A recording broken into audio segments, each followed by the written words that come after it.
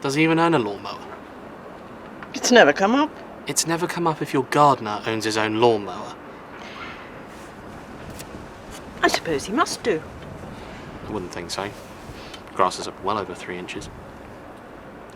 I'd say it's a bit longer than that. And that's put me off dinner for the foreseeable. Now, don't be so dramatic. You should be happy I've found someone new. And I'm sure a 26-year-old man is just mowing your lawn for the fun of it. Your father couldn't find his way around a pot plant when he was alive, let alone my garden. I'm sorry, Mum. It's just...